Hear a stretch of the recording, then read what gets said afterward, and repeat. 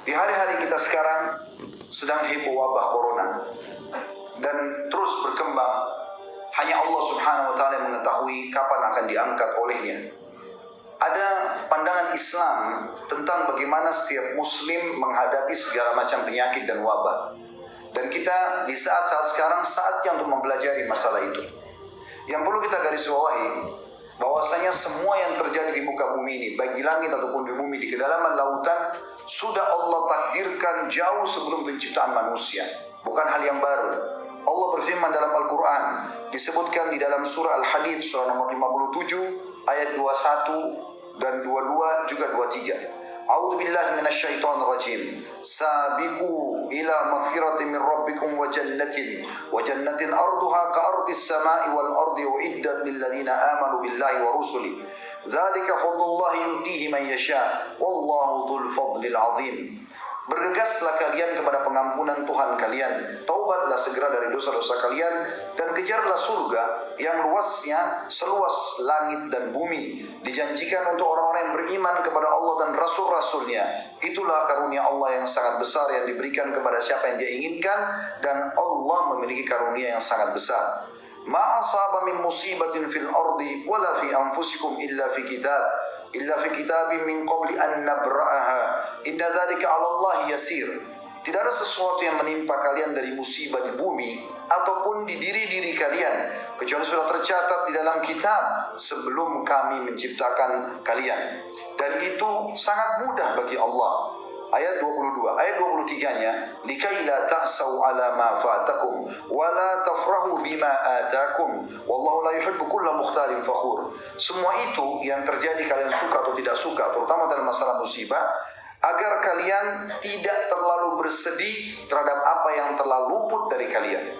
Subhanallah, dengan adanya corona seperti ini, salah satu hikmah yang dalam Al-Quran disebutkan adalah membuat orang yang punya masalah-masalah itu menjadi kecil semuanya, karena adanya masalah yang lebih besar yang mereka sedang hadapi. Dan juga agar kalian tidak terlalu berlebihan bergembira sehingga melampaui batas terhadap apa yang dia berikan. Dan Allah tidak suka dengan orang-orang yang sombong. Pelajaran yang sangat besar bagi orang beriman adalah bagaimana mereka meyakini tentang takdir Allah. Kalau Allah Subhanahu wa taala mampu melakukan apa saja. Bukankah Allah sudah tenggelamkan Fir'aun sebelumnya? Allah hancurkan Namrud, Fir'aun dengan air di Laut Merah, Namrud dengan seekor lalat, dan kaum Hud yang begitu kuat, kaum Ad dikenal, mereka tinggi besar, kekar-kekar, bahkan postur tubuhnya memiliki atau mendekati postur Adam alaihissalam, artinya 60 siku ke langit. Allah binasakan dengan tiupan ataupun angin, dan sekian banyak contoh-contoh dalam masalah ini. Dan bukankah Allah sudah turunkan banyak sekali virus sebelum corona ini, dan itu juga sudah terjadi. Ada DBD juga yang menyebabkan orang banyak meninggal dunia, ada HIV sebelumnya, dan ada yang lain-lainnya. Dan Allah Subhanahu wa taala menurunkan itu sebagai pelajaran agar manusia, orang-orang beriman tahu Allah mampu mengerjakan apa saja, tapi semua itu berputar sesuai dengan kemahaadilan Allah. Allah nggak mungkin menyusahkan hambanya, tapi ada hikmah-hikmah yang mungkin manusia belum bisa menjangkaunya, di mana Allah Subhanahu wa taala menjadikan itu terjadi. Sebagaimana yang kita sebutkan, di antara hikmah yang sangat besar pelajaran adalah bagaimana sekarang seluruh dunia peduli dengan kebersihan. Bayangkan teman-teman, kalau tidak terjadi corona ini, maka manusia banyak dalam jorok dan kotornya. Sekarang semua harus dibersihkan, tangan dibersihkan, meja makan, kursi, pegangan pintu, segala macam hal. Sebenarnya tanpa menunggu penyakit itu harus dijaga. Dan Allah menyebutkan Allah suka sekali dengan keindahan dan kebersihan. Dalam sebuah hadis kata Nabi SAW, Inna Allah jamil, yuhibbul jamal. Allah indah, bersih, sempurna, suka dengan semua itu. Kalau tidak ada terjadi ini secara massal, apakah seluruh dunia akan bisa peduli dengan kebersihan? Belum tentu tentunya. Maka ini termasuk salah satu hikmah dan pelajaran. Bagi orang kafir, ini sekaligus peringatan kepada mereka. Dan subhanallah, munculnya corona justru di Cina yang umumnya orang-orang komunis dan ateis, tidak yakin ada Tuhan. Kenapa? Alasannya salah satunya mereka mengatakan karena Tuhan tidak kelihatan. Maka mereka selalu kumandangkan, sampai di Indonesia pun orang-orang komunis mengatakan itu. Kalian orang Islam mengaku punya Tuhan, mana Tuhannya? Saya mau lihat, tidak nampak. Maka karena dianggap tidak nampak, tidak ada Tuhan. Subhanallah, datangkan corona, virus yang mereka tidak bisa lihat, tapi mereka bisa rasakan. Dan terlalu banyak hal yang kita bisa rasakan setiap hari, tapi tidak nampak, tapi ada. Seperti rasa lapar, rasa kenyang, rasa senang, rasa sedih, marah, ya, dan segala macam ini bisa kita rasakan. Gejolaknya setiap saat, tapi tidak bisa nampak. Maka ini pelajaran besar bagi orang kafir. Dan subhanallah, kata ulama, Allah Allah subhanahu wa ta'ala menjadikan di zaman kita sekarang justru yang banyak mengadakan penelitian-penelitian baik ke bulan, ke luar angkasa, di bumi sampai masuk ke hutan-hutan, ke hewan-hewan, di lautan, ke dalam lautan, itu justru orang-orang ateis. Walaupun ada di antara mereka statusnya di keluarganya atau di lingkungannya adalah orang Nasrani, tapi kalau ditanya mereka tidak yakin ada Tuhan. Allah buat mereka justru yang melakukan penelitian dan akhirnya mengerucut kepada sebuah poin, oh pasti ada yang ciptakan. Tidak mungkin dengan keajaiban besar ini terjadi begitu saja. Ini hikmah yang sangat besar yang bisa kita ambil. Itu poin pertama yang kita bisa ambil dari takdir Allah subhanahu wa ta'ala. Yang kedua, Islam mengajarkan kepada kita, ya, semua kita penganutnya, agar kembali kepada agama dalam panduan menghadapi masalah-masalah, di antaranya wabah dan penyakit-penyakit ini. Yang pertama adalah larangan Islam untuk mendatangi lokasi yang memang dasarnya ada wabah, apapun sifatnya wabah itu, termasuk seperti corona sekarang. Dan memang secara otomatis manusia sekarang sudah banyak khawatir. Mereka mungkin tidak safar lagi ke negara-negara yang ada corona, atau sebagian negara bahkan menutup negara-negara mereka untuk didatangi. Dan itu sebenarnya pandangan syariat seperti itu. Bagaimana Nabi SAW bersabda dalam sebuah hadis Bukhari, "Idza sami'tum bit-ta'uni bi ardin fala taqdimu alaihi.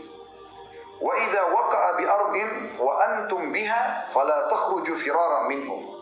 Kalau kalian dengarkan taun, wabah, ya, tersebar. Tentu ini ada yang mengatakan kusta, ada yang mengatakan pes, tapi intinya dia wabah. Kalau kalian dengar sebuah wabah tersebar di satu lokasi, jangan pernah kalian masuk ke lokasi itu.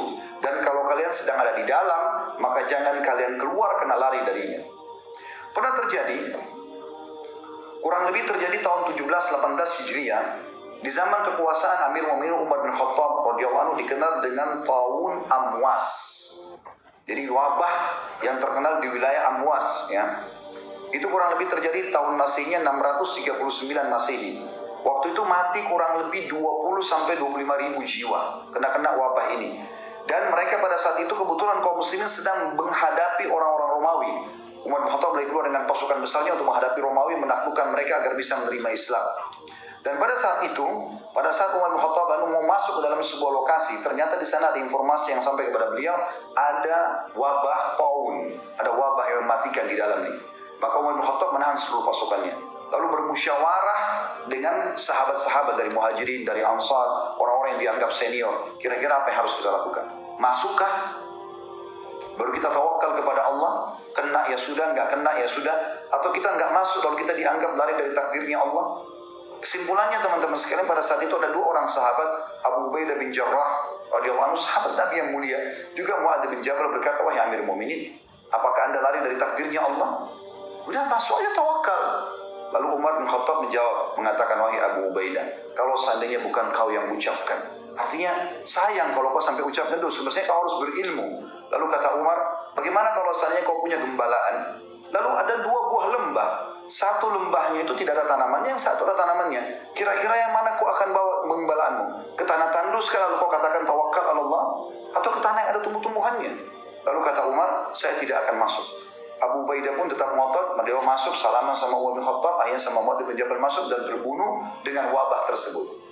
Yang terjadi teman-teman sekalian, setelah masuk dua sahabat yang muda ini, ternyata ada sahabat Nabi yang namanya Abdurrahman bin Auf, sahabat-sahabat yang masyhur namanya, datang mengatakan, "Wahai Amir Mu'minin, saya punya berita dari Rasulullah sallallahu alaihi wasallam, bahwasanya Nabi SAW bersabda, kalau wabah taun ada di sebuah lokasi, jangan kalian masuk, dan kalau kalian sudah di dalam, jangan kalian keluar." Maka kata Umar, "Segala puji bagi Allah yang telah memandu kami." Oleh karena itu, isolasi ini sangat positif. Artinya memang kita tidak masuk ke sana, atau bahkan kita menahan dulu orang tidak sembarangan masuk ke negara kita, bagiannya sangat positif. Sekarang banyak orang bertanya-tanya, kenapa Arab Saudi tidak izinkan umrah? Lalu kemudian sangka buruk, berpikir positif dulu. Saya dapat informasi di sana, Ka'bah itu kan selalu dipegang oleh orang. Dan corona ini dari tangan orang bisa pindah langsung, pegangan orang saja sudah bisa pindah. Maka kalau dibuka umrah, bukan cuma bahaya bagi penduduk Saudi sendiri, bagi kaum muslimin. Berapa juta orang yang tawaf setiap hari, berapa banyak orang yang tawaf setiap hari, dan berapa banyak tersebar seluruh dunia penyakit ini. Maka ditutup. Dan penutupan umrah haji bukan baru sekarang. Sudah dalam sejarah Islam beberapa kali terjadi umroh dan haji tertutup. Tapi hal-hal terjadi karena peperangan, ada karena peribut antara kekuasaan dan segala macam hal. Jadi ini bukan hal yang baru. Apalagi ini hanya sementara waktu saja. Demi maslahat semuanya. Dan ini ada dalam syariat kita. Oleh karena teman-teman yang tidak punya ilmu jangan banyak berbicara. Akhirnya mendapatkan dosa. Apalagi bahasanya kenapa pemerintah Saudi. Berarti satu Saudi disalahkan. Berapa banyak orang yang Anda harus minta maaf dengan masalah ini.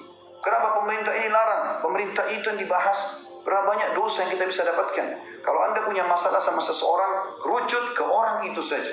Misal suami istri ribut, kemudian suami misalnya marah sama saya, lalu dia mengatakan, kamu memang ini tidak dididik oleh kedua orang tuamu. Tadi dia cuma masalah sama istrinya, sekarang masalah sama kedua mertuanya. Jadi 3 dosa dia, 3 musuh dia. Apalagi kalau dia bilang, memang keluargamu begitu. Satu keluarga, kalau keluarga 30 orang, punya 30 orang masalah. Kalau dia bilang memang negaramu begitu atau sukumu begitu, mungkin 300 orang sukunya, memang negaramu begitu. Berarti kalau ke Indonesia 200 juta dia harus minta maaf dengan sekian ratus juta orang. Maka harus hati-hati dengan lisan, apalagi kalau tidak punya ilmu. Ini berbahaya. Maka dalam kondisi fitnah seperti ini kita tidak berbicara kecuali dengan ilmu yang benar. Sudah ada betul-betul penelitian baru kita berbicara. Itu pun kalau ada manfaatnya kita berbicara. Kalau tidak, maka diam adalah emas. Juga dikatakan Ibnu Hajar rahimahullah tentang masalah ini. Beliau wafat tahun 852 Hijriah, menjelaskan kalau larangan mendatangi tempat penyakit itu karena dikhawatirkan menular ke siapapun yang masuk wilayah itu, dan larangan orang yang berada di wilayah tersebut keluar agar orang lain tidak terjangkit penyakit taun. Dan bukti bahwasanya ada penyakit yang menyebar, yang menular, kalau ada sebabnya tentunya, misalnya kita sengaja interaksi dengan orang-orang yang kena penyakit menular, maka ini ada dalilnya. Disebutkan dalam hadis Bukhari, kata Nabi SAW, la tadimun nadra ila majzumin. Jangan kalian terlalu banyak interaksi ataupun menatap orang yang kena wabah, kustak atau yang lainnya. Berarti memang ada sifat menular. Walaupun ada sabda Nabi SAW mengatakan la adwa, tidak ada penyakit menular, tapi maknanya la adwa tanpa sebab, bila sebab, harus ada sebabnya. Orang jelas-jelas flu, dia habis pegang ingusnya, mohon maaf, lalu salaman sama Anda. Anda bilang nggak apa-apa, nggak ketular kok. Lalu ingusnya kita gosok di hidung kita. Menular masalahnya. Kalau ada sebabnya, maka pasti akan ada akibat. Seperti itulah. Kemudian juga, kalau terjadi bagi orang-orang beriman, misal kalau sampai ada yang kena pun, dan kita berharap tentu karena ini adalah wabah yang Allah datangkan sebagai hukuman, gitu kan? Jelas ini adalah hukuman karena Umar bin Khattab berkata radhiyallahu anhu, tidak mungkin wabah itu kalau misalnya wabah, bahasa Arabnya wabah, tidak mungkin wabah datang turun dari langit Allah jadikan sebagai sebuah bencana di muka bumi kecuali karena dosa yang sedang terjadi, dan tidak akan pernah diangkat kecuali dengan taubat. Jadi kita sebagai orang beriman tahu, yakinlah teman-teman, kalau Anda orang beriman kepada Allah Subhanahu wa taala, mengikuti panduan syariat Allah, syariat Anda, syariat Islam, dan Anda juga terapkan apa yang diperintahkan agar bisa selamat dari wabah, dari penyakit sebagaimana yang kita sebutkan sebentar lagi insyaallah, maka Anda akan aman, tidak perlu khawatir. Saya ingatkan juga, jangan terlalu dibesar-besarkan, seakan-akan harus sembako dipenuhi di rumah, tidak akan boleh salaman sama sembarangan orang. Akhirnya suami istri nggak mau salaman, orang tua sama anak nggak akan salaman, muslim sama muslim yang lain di masjid tidak akan salaman. Pada sementara Nabi SAW mengatakan bahwasanya kalau 2 orang muslim salaman, pada saat mereka lepaskan tangannya maka akan guguran dosa-dosanya. Tapi Anda punya hak setelah itu, ya, mengantisipasi dengan misalnya mencuci tangan, boleh. Anda boleh pakai masker, silahkan, itu hak Anda ikhtiar, tapi jangan berlebihan. Sehingga akhirnya setiap orang bersin sedikit, kayaknya corona nih, kan jadi masalah. Semua orang dicurigai. Di pengajian sekmalah dan tanya begitu, Ustaz, saya lagi flu. Begitu saya flu, semua orang sekitar saya curiga kalau saya corona. Sehingga akhirnya semuanya orang suudzon satu sama yang lain. Ini juga jadi pelanggaran agama. Artinya kita berhati-hati, tapi tidak boleh berlebihan. Disebutkan dalam sebuah hadis, Aisyah berkata radhiyallahu anha tentang masalah taun. Waktu itu beliau bertanya kepada Nabi SAW, maka beliau mengatakan, innahu adzaban yab'atsuhu Allahu ala man yasha. Wabah itu sebenarnya adalah wabah taun terutama, tapi ini wabah secara umum bisa juga masuk dalamnya. Allah utus kepada siapapun sebagai siksaan yang dia inginkan. Faja'alahu Allahu rahmatan lil mu'minin. Dan pasti itu kalau tim penerima orang beriman maka Allah jadikan rahmat buat dia. Dalam riwayat Bukhari yang lain, kalau ada seorang mukmin meninggal karena taun wabah, maka dia mati syahid. Dan kemudian dikatakan, فَلَيْسَ مِنْ عَبْدٍ يَقْعُ الطَّاعُونَ فَيَمْكُثُ فِي بَلَدِهِ صَابِرًا يَعْلَمُ أَنَّهُ لَنْ يُصِيبُ إِلَّا مَا كَتَبَ اللَّهُ لَهُ إِلَّا كَانَ لَهُ مِثْلُ أَجْرِ الشَّهِيدِ. Dan tidak ada seorang muslim pun atau mukmin pun yang sedang berada di satu lokasi, di sana ada wabah yang tersebar, kemudian dia tinggal di negaranya, tetap diisolasi, dia nggak keluar agar tidak menyebar, dan kemudian dia yakin itu tidak akan menimpa dia kecuali dengan izin Allah, kecuali akan dicatat baginya pahala mati syahid.